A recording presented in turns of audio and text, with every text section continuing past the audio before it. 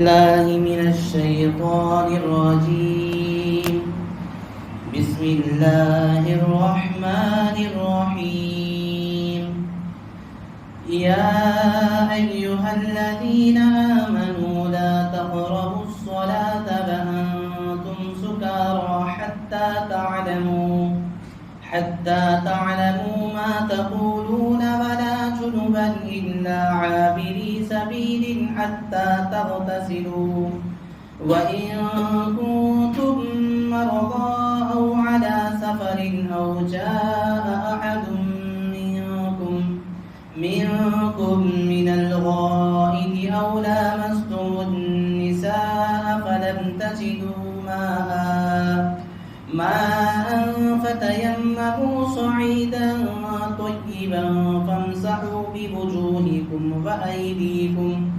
إن الله كان عفوا غفورا صدق الله العظيم. سبحانك لا علم لنا إلا ما علمتنا إنك أنت العليم الحكيم. محترم حضرات، الحمدللہ ہمارا اب تک سورۃ النساء آیت نمبر 40 پڑھتے تک قرآن مجید کی تفسیر ہو چکی تھی. اس سے پہلے جو آیات کے اندر ابھی جو آیت پڑھی گئی ہے اس کے تعلق سے بھی تھوڑا سا حصہ گزشتہ جمعہ بھی اس کے تعلق سے تفسیر ہو چکی ہے. بس اب اس آیات میں سے اللہ تعالیٰ نے خاص طور سے جو تیمم کا حکم باقی تھا آج اسی کی تفسیر کی جائے گی. لیکن اس سے پہلے یہ سمجھے کہ اللہ تعالیٰ نے اس آیت کے اندر یہ فرمایا یا ایھا الذین آمنوا لا تقربوا الصلاۃ، کہ اے لوگو، اے ایمان والو، تم نماز کے قریب مت ہو، وانتم سکارا، اس حال میں کہ تم نشہ کر کے ہو، حتی تعلموا ما تقولون ولا جنبا الا عابری سبیل حتی تغتسلوا، یہاں تک کہ تم جان لو کہ جو تم کہہ رہے ہو. اور اسی طریقے سے جنوبی، جس آدمی کو جنابت لائق ہو گئی ہو اس کے لیے شریعت کے اندر مسجد کے اندر جانا، داخل ہونا اس کی اجازت نہیں ہے. الا عابری سبیل حتی تغتسلوا، مگر یہاں تک کہ راستے چلنے والا ہو اور اس کے لیے یہاں پر اجازت دی گئی ہے، وہ جا سکتا ہے یہاں تک کہ وہ غسل کر لے. اس کے اندر وہ احکامات بتائے گئے تھے کہ نماز پڑھتے وقت میں آدمی کو کس حالت میں ہونا چاہیے. یہ زمانہ جاہلیت کے اندر ایک آیت نازل ہوئی تھی. سب سے پہلے اللہ تعالیٰ نے قرآن مجید کے اندر جو شراب ہے، خمر، اس خمر کے تعلق سے تدریجاً اس کو منع کیا گیا، یعنی تھوڑا تھوڑا کر کے ایک ہی وقت میں پورے شراب کو اللہ تعالیٰ نے منع نہیں کیا تھا. سب سے پہلے شراب کے تعلق سے زمانہ جاہلیت کے اندر، یہاں تک کہ اسلام آنے کے بعد بھی شراب میں اللہ تعالیٰ نے چھوٹ دے رکھی تھی کہ آدمی شراب پیتا ہی رہتا تھا، اس کی اجازت تھی. یہاں تک کہ جب اس طریقے کی شراب پی جا رہی تھی تو سب سے پہلے قرآن مجید کی جو آیت شراب کے تعلق سے نازل ہوئی وہ ہے یسألونک عن الخمر والمیسر قل فیہما اثم کبیر ومنافع للناس، کہ اللہ تعالیٰ نے اس کے اندر سب سے پہلے یہ بتایا کہ شراب نہیں پینا، اس طریقے سے نہیں کہا، بلکہ شروع میں یہ کہا شراب کے اندر فائدہ بھی ہے، نقصان بھی ہے، لیکن اس کا نقصان زیادہ ہے فائدے کے مقابلے میں. تو بعض صحابہ نے سمجھ لیا کہ یہ گویا کہ یہ چیز اچھی نہیں ہے، اس وجہ سے بعض صحابہ رک گئے. لیکن حضرت عمر رضی اللہ تعالیٰ عنہ نے بار بار اللہ تعالیٰ سے یہ دعا کرتے تھے، کیا بول کے، آئے اللہ شراب کے بارے میں کیا تو بھی بالکل کھلا صاف اعلان کر دے کہ شراب حرام ہے، اس طریقے کی آیت آنی چاہیے. اور دوسری مرتبہ ایک مرتبہ ایسا ہوا کہ صحابہ کی ایک جماعت جن کو حضرت عبد الرحمن بن عوف نے ایک دعوت کی تھی، اس دعوت کے اندر شراب کی مستی موج کی گئی اور اسی نشے کے حالت میں نماز کا وقت ہو گیا. تو اس میں سے ان صحابہ میں سے حضرت علی رضی اللہ تعالیٰ عنہ نے امامت کی. حضرت علی رضی اللہ تعالیٰ عنہ بھی شراب پیے ہوئے تھے اور دوسرے صحابے پیے ہوئے تھے. پینے کے بعد اسی حالت میں نماز پڑھی گئی اور مغرب کی نماز تھی، اور اس وقت میں یہ سورہ پڑھا گیا، سورہ کافرون، قل یا ایھا الکافرون. یہ سورہ تو ایسا ہے کہ جس کو آدمی ادھر ادھر اٹک پٹک کے پڑھتا ہے، چاہے آدمی نشے کی حالت میں نہ ہو. اب جب نشے کی حالت رہی تو اس وقت میں پورے آیتوں کو ادھر ادھر کر کے پڑھ دیے تھے، جس کی وجہ سے نماز ہی نہیں ہوئی. تو فوراً اللہ تعالیٰ نے یہ حکم نازل کیا، لا تقربوا الصلاۃ وانتم سکارا، تمہیں شراب پیے سوٹے میں نماز نہ کو پڑھو، یہ کہہ دیا گیا۔ اس وقت میں بھی حضرت عمر رضی اللہ تعالیٰ نے کہا، اے اللہ شراب کے بارے میں اور اچھے واضح طور پر دلیل آنی چاہیے۔ تو آخر میں اللہ تعالیٰ نے دوسری جگہ پارے 7 کے اندر قرآن مجید کے خاص طور سے اللہ نے شراب کے بارے میں پوری طرح وضاحت سے بتا دی، انما الخمر والمیسر والانصاب والازلام رجس من عمل الشیطان، کہ شراب اور اسی طریقے سے جوا کھیلنا، شرط لگانا، یہ تمام چیزیں شیطان کے جانب سے ہے، فانتہو، تو تمہیں اب اس سے بچنا چاہیے۔ لہذا صحابہ کو جس وقت میں یہ حکم دیا گیا اس وقت پورے طریقے سے شراب کو ختم کر دیا، اور یہ بیان واضح طور پر آ گیا کہ شراب حرام ہے، اب اس کی اجازت نہیں، قیامت تک کوئی بھی اس شراب کو نہیں پی سکتا۔ اس طریقے سے اللہ تعالیٰ نے وہاں پر حکم دے دیا۔ اب یہاں پر اللہ تعالیٰ نے یہ کہا، وَلَا جُنُوبًا إِلَّا عَابِرِي سَبِيلٍ حَتَّى تَغْتَسِلُوا، اگر کوئی آدمی جنوبی ہے، مسجد کے اندر ہے، تو کیا مثلا اگر آدمی جماعت کے اندر چلا گیا، یا نہیں بولے تو رات کے وقت میں مسجد کے اندر سو گیا، اب سوئے وقت میں اس کو احتلام ہو گیا، غسل کی حاجت پیش آ گئی، تو کیا اس آدمی کا مسجد کے اندر رہنا یا آنا جانا چل سکتا ہے یا نہیں؟ تو اسی کے تعلق سے فرمایا کہ اس آدمی کے لیے راستہ اگر ادھر ہی ہے کہ اس کو جانا ہی پڑتا ہے تو گزر جانے کی وجہ سے کوئی نقصان نہیں ہے، یا نہانے کے واسطے ان باہر جانا چاہتا ہے تو جا سکتا ہے، اس کے اندر بھی کوئی ممانعت نہیں ہے، اور اس کے اندر بھی کوئی شریعت کے حساب سے روک ٹاک نہیں ہے۔ البتہ ایک مرتبہ اپنے کپڑے وغیرہ کو لے کر نکل گیا تو نہا کر ہی اندر آنا چاہیے، تاکہ مسجد کے اندر پاک اور صاف ستھرا ماحول بنا رکھے۔ اور آخر میں اللہ نے یہ کہا، وَإِن كُنتُم مَّرْضَىٰ أَوْ عَلَىٰ سَفَرٍ أَوْ جَاءَ أَحَدٌ مِّنكُمْ، اگر تم میں سے کوئی ایسا بیمار ہو جائے، ایسی بیماری کہ جس کو ماہر ڈاکٹر نے یہ کہا اگر تو پانی کا استعمال کرے گا اور پانی کو یوز کرے گا تو اس کی وجہ سے یہ تیری بیماری بڑھ جائے گی، یا اسی طریقے سے کوئی اتنا بڑا زخم لگا ہوا ہے، اگر اس زخم کے اوپر وضو کرے تو وہ زخم اور بھی بڑھ جائے گا، تو اس وقت میں ان کیا کرنا؟ یا نہیں بولے مسافر ہے، آدمی سفر کرتا ہے،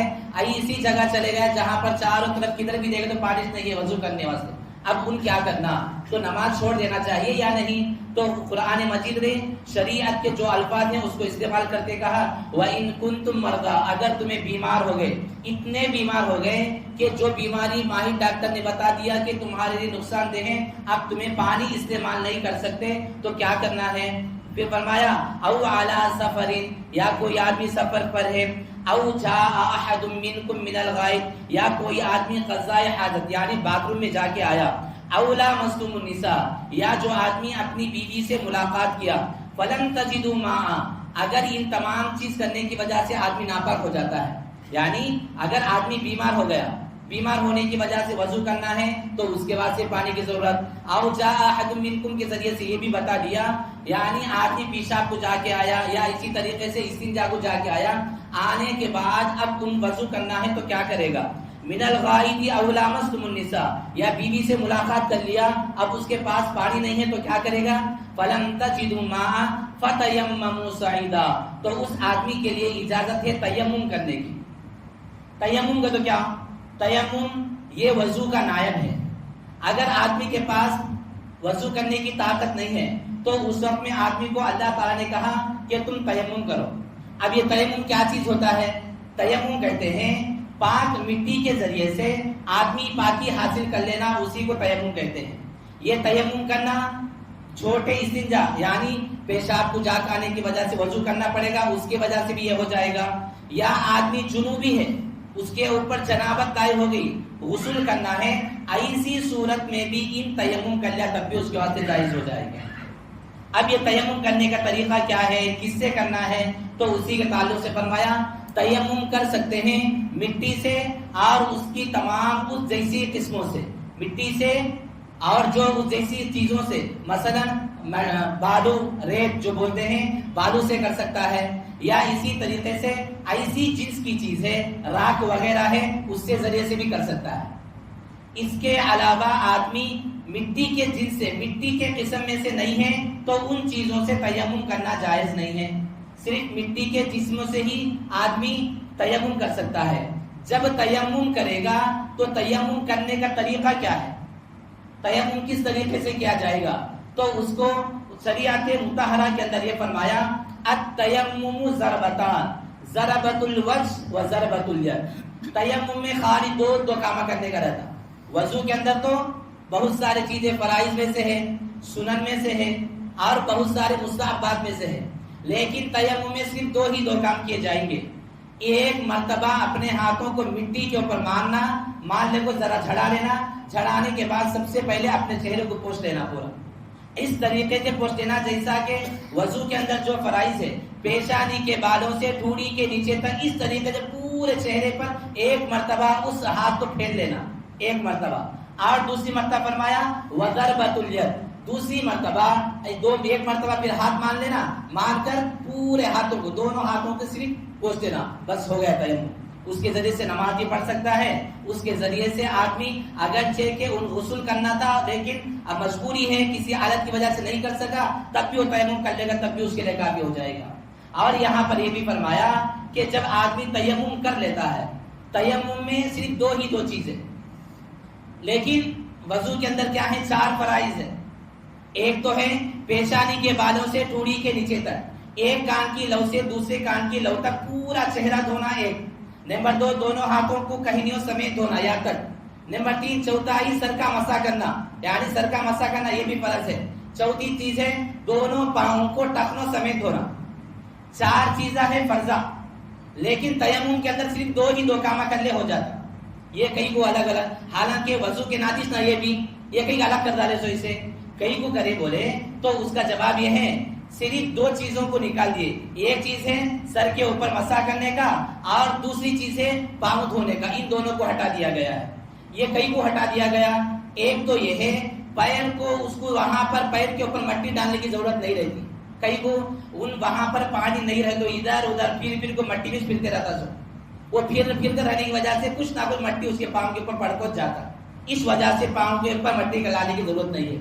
سر کے اوپر کہیں نہیں کرنا انہیں، تیمم میں سر کے اوپر اگر آدمی مٹی ڈالے گا تو دیکھنے والے اس کو مذاق بنا لیں گے، دیکھنے والے شریعت کو ایک مذاق کی چیز سمجھیں گے اور اس کو کارٹون کی جیسا دیکھا جائے گا۔ اس وجہ سے شریعت کوئی ایسے کام کی اجازت نہیں دیتی ہے جس کی وجہ سے دوسرے کے سامنے شرمندہ ہونا پڑے، لہذا صرف دو کام ہیں تیمم کے اندر، اگر ان 2 کاموں کو کر لے گا تو اس کی وجہ سے اسے جائز بھی ہو جائے گا اور اس کے ساتھ میں آدمی نماز بھی پڑھ سکتا ہے اور ہر وہ کام کر سکتا ہے جب تک کہ اسے پانی نہ ملے۔ اگر پانی مل گیا تو اس وقت میں اس کا تیمم خود بخود ٹوٹ جائے گا۔ اور اللہ تعالیٰ نے یہاں پر یہی کہا او لامستم النساء فلم تجدوا ماء فتیمموا صعیدا طیبا فامسحوا بوجوہکم وایدیکم، جب تم میں سے کوئی اپنی بیوی سے ملاقات کرے، فلم تجدوا ماء، اگر اس کے پاس کوئی پانی نہ ہو، فتیمموا صعیدا، تو وہ آدمی اچھے